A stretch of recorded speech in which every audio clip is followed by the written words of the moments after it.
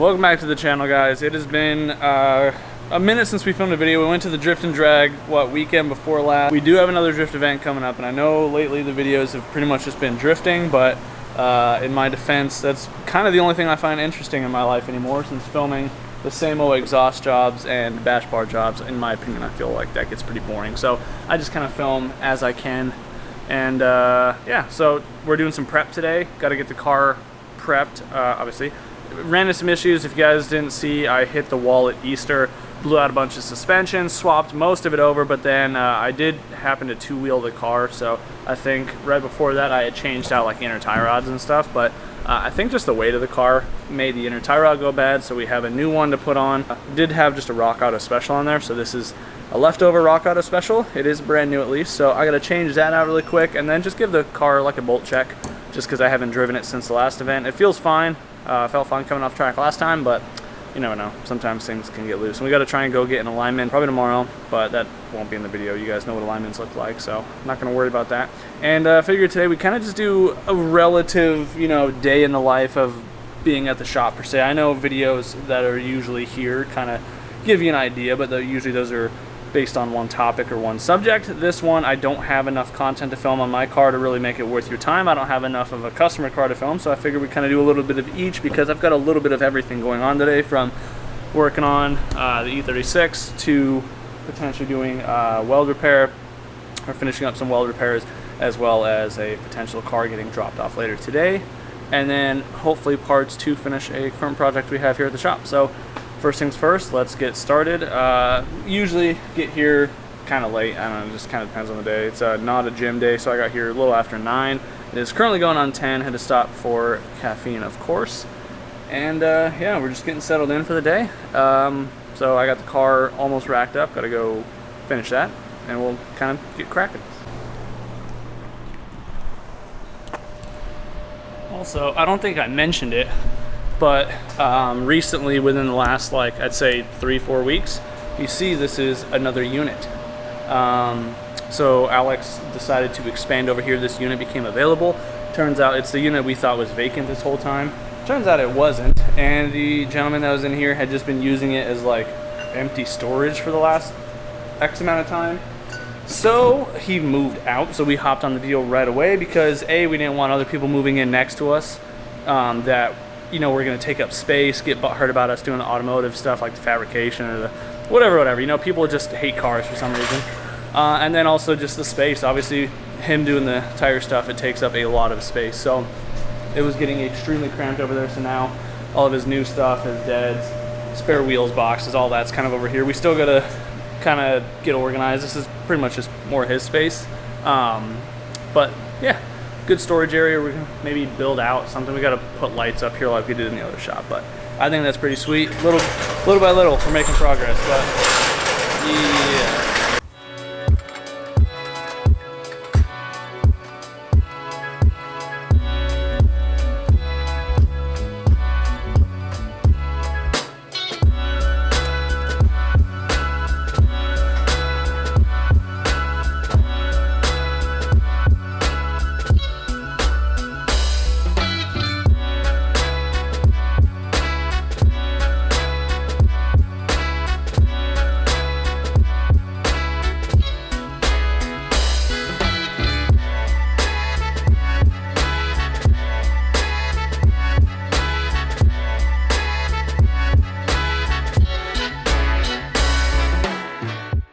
Is good to go, and then we got Mr. Alex doing a set of wheels that he's had to do. This is what, 5-7 times now? Yeah, please, if you're considering to do BFGs for your off-road tires, don't. Yeah, because this is a part of small business that people don't really show, especially on the social media side. So this is an expensive set of tires that he's had to do now. Yeah, basically 5 times, chasing an issue with state-of-the-art equipment. The 2 machines here alone is more than most of you guys make in a year. So you'd think that the equipment is up to snuff. It's all brand new, calibrated, whatever. And then you buy some expensive tires on top of that, you expect things to work. Long story short, chasing a balance issue that turned out to be a manufacturer defect, that they don't have a very good policy when it comes to getting, things situated, returned, whatever, and it's not the tire distributor, it's the manufacturer themselves. Yep. So he's had to go through and essentially prove to them that the tires are defective after going out of pocket to buy more of them, and so a couple $1,000s worth of tires, and then he has to go through on the machine and show them, like this is a road force machine obviously, so basically the machine will tell them all the differences in the tire, how it should be, what it's supposed to do, and they're just playing chicken. So now he, as the small business owner, is out a couple $1,000s right now, plus the cost of putting him into a good set of tires, which these Falcon Wild Peaks immediately, once they were mounted, and then I match mounted them to get them all under 10 pounds of road force, immediately car is perfectly smooth. So it was truly an internal issue, because I had all of these under 10 pounds of road force, but there still was a vibration that could be felt in the body, and it was just due to non-uniformity of the tire, because there's something wrong with these BFGs internally. And so it was truly a tire issue, because immediately when we switched to a different brand, the issue completely went away. But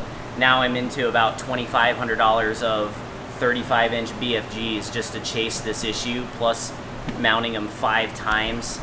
Yeah, and that's the killer part, is that's out on the labor. Yeah, free labor for 5 times the effort, on top of already being big tires that are obviously laboriously intensive. So yeah, it's like, couldn't have happened to a small set of tires. Yeah, so to a big set of off-road tires. I just figured that was kind of like a worth mentioning, because I know a lot of you guys are interested in like the ongoings or the behind the workings of doing the shop stuff, and that's one of the things, unfortunately. Like, thankfully in my line of work there's not a ton of stuff like that. Like, don't get me wrong, there's still manufactured defective parts or parts that I have to end up modifying because the customer, or because of manufacturer defects on another end, whatever, but I don't usually have to eat much of the cost on that. Sometimes labor, well, usually labor, because I'm too nice of a guy, but in this case this is 100% on the manufacturer, but then obviously the small business owner has to end up eating all the work. So it just ebbs and flows type thing, but it's just, I thought it was something worth mentioning. But got the car up now. Wanted to show you, I don't know, actually, yeah, that big old slop. Let me see if I can get that shown on the inner tie rod portion really quick. Thankfully these inner tie rods are really easy to change. I just wanted to kind of pull this boot back really quick and try and show you guys the slop in it while it's still on the car. Just gotta get it back there. So the inner tie rod, oh yeah, we're gonna have to turn this, get this all the way off, but yeah. So you see that, the movement in the joint before it even actually moves the rack. Yeah, it's kind of hard to pick it up, but take my word for it, it is definitely shot. You can see it if you watch the last video, drifting, that when I would do any form of right-hand steering input, the wheel, like, physically would just be wobbling like that, but the steering wheel has been fighting me. And I finally fixed it for the one event for Easter, and then I hit the wall, and it's been doing it ever since because this thing went bad again. But yeah, no, we'll just pull the wheel really quick, and then yeah, literally just disconnect the ball joint, loosen this so I can twist this out, and then ironically enough, I found out, because my inner tie rod removal tool doesn't work with this style tie rod for some reason, but if you use a BMW fan clutch tool, which is a 32 millimeter, it actually fits up here perfectly because it's narrow and it is the right size. So it's skinny enough to fit right there. Little tech tip for you.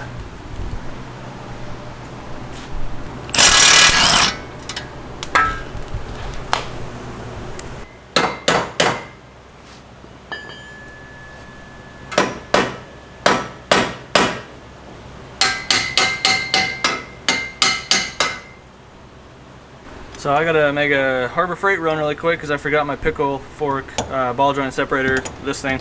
It broke when I was doing a buddy's truck, and this normal pickle fork is too big. So I gotta run to Harbor Freight and warranty this out really quick. So don't want to be smacking on the knuckle because this is billet, and I tried that a little bit. It's already getting malleable and, you know, deforming. So not really about that life. I do have spares, but they are not cheap, so I'm not going to be destroying them senselessly. So let's go to Harbor Freight. I've returned, but to my dismay, they no longer, I'm pretty sure I've got one of these warranted before, but this time they said that they don't have a lifetime warranty. But whatever. I also swung by AGP and got a new filter. This is the K&N stubby.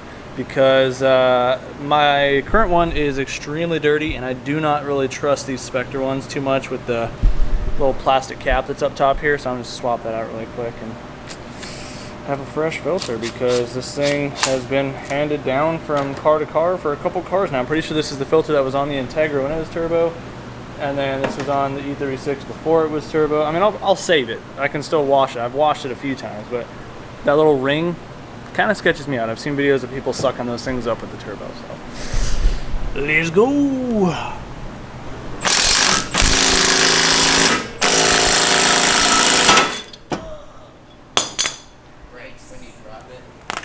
That was way tighter than it needed to be.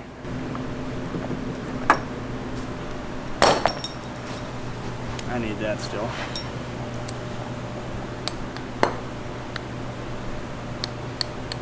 Yeah, I'd say that's pretty toasted. Yeah. Well, they are supposed to loosen up like that, right? Oh yeah, but give the ball a little tug and feel how loose it is in there. That's fine. It's not. That's not Chevy. That is far. That's not Chevy play. That's just European play. Okay. That's hit a wall play. No, it ain't. The wall play would be fucking driving That's straight. the weight of the car on these two wheels from hitting the wall on the other side play. No. Yeah. Okay, I'm gonna slap this one in. Nice part about these tie rods is I can just match the threads right here. So keep it simple, keep it easy. Well, duh, that's for tomorrow, you hooker.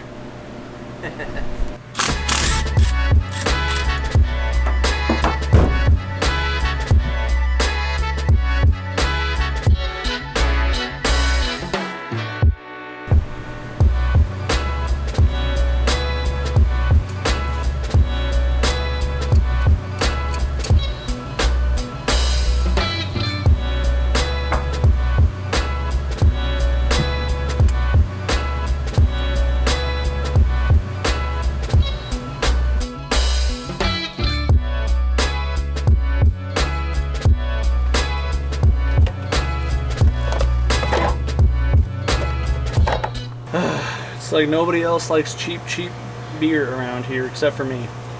But that's okay. Just means more for me. Tie rod is still good to go. We took a lunch break and went to a hot dog stand that I saw up the street when I was out getting parts. So shout out to Dick's Wieners. Food was really good. Hope you have a better day. Guy was having a rough start, and then the city's health agent lady was there also inspecting, so he was stressing. So hopefully he has a better day. But let's get this tie rod put back on finally, and then show you guys a little surprise. Here's the little surprise. Got another Honda, even though I said I was kind of done with the Hondas, but this one was a daily driver, or is a daily driver. So the Civic got wrecked, unfortunately. My fiance's Civic, the Sport Hatch. So it's still at the house waiting for the insurance, and that is a whole debacle on its own, but we picked up this pretty crispy Element, so let's take a look at it really quick.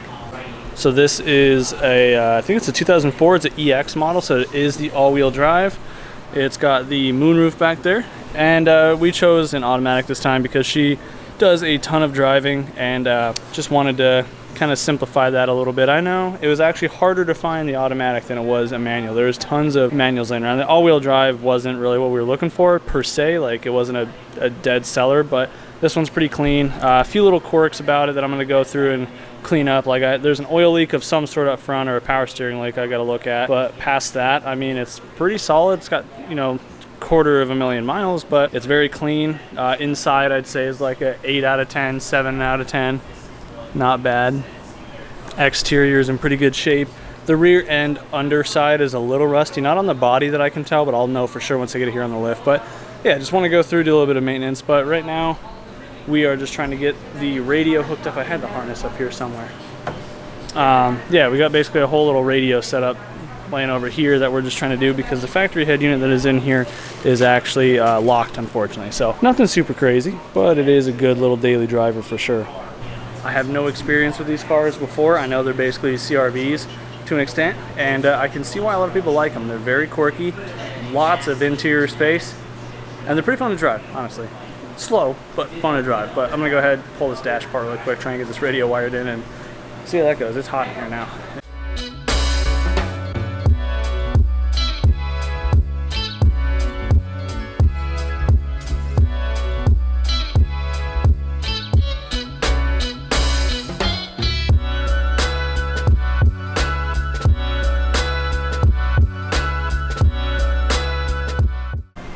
Alright, got the head unit installed. That was actually way more confusing than it needed to be, even though it was technically plug and play, but nothing was actually labeled the right way, being the factory, you know, amp setup in here. But now we're trying to wire in the reverse camera.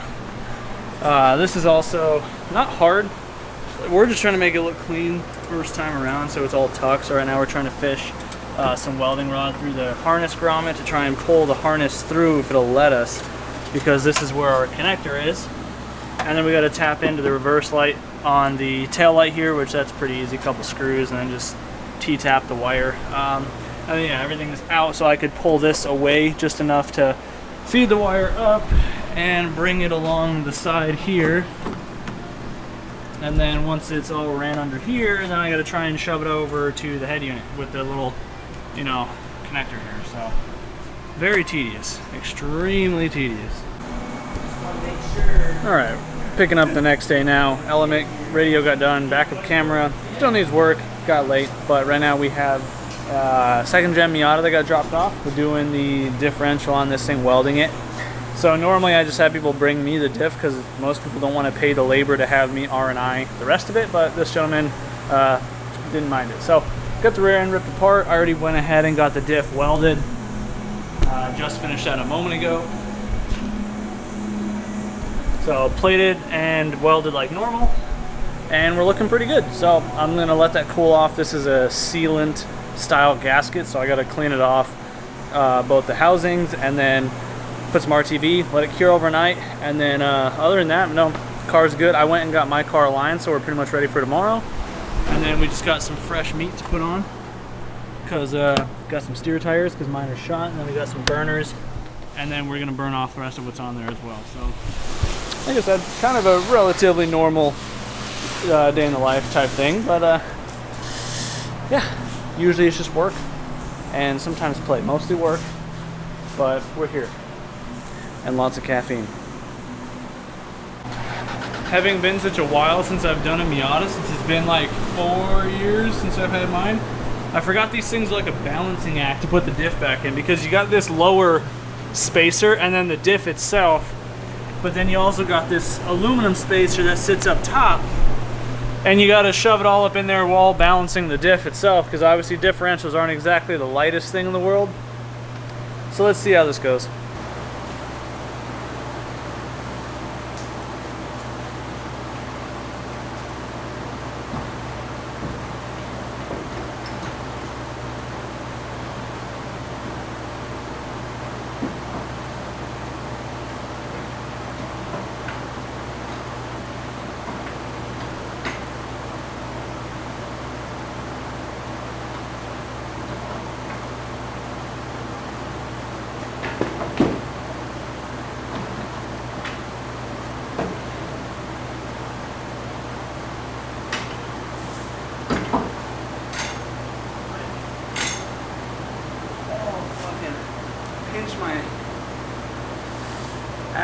Pinch my finger damn good on that one. Ow. Whoa. Okay. We're good. That sucked. Wasn't that bad, but it was not easy. Alright, so there you guys have it. That is more or less a general kind of day in the life of the shop. Is very random. It's got its ebbs and flows, as I'm still a very small business, but you know, sometimes we get to work on some pretty cool cars. That you know, the Miata, it was a pretty neat one. We have a Toyota Aristo there right now that I have to finish up early next week. Of course, always working on the drift car, because it's a BMW first off, it's a drift car second off, so when are you not working on that? When you mix them together, it just becomes a never-ending project, but fantastic nonetheless. But also, I hope that you guys like the new daily.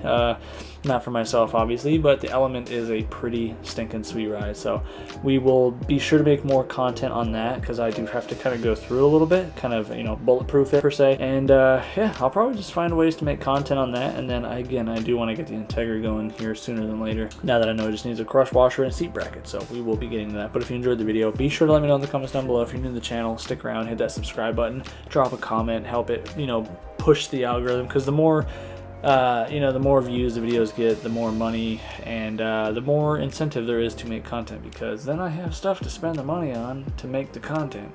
But anyways, if you're local, you want to get some work done, hit me up on Instagram or through email at velocityracefab@yahoo.com or on Instagram, and we'll get you on schedule. So do your life with the rest. Hope to see you guys out at a drift event sometime. Come catch a lap with me. We'll see you in the next one. Peace out.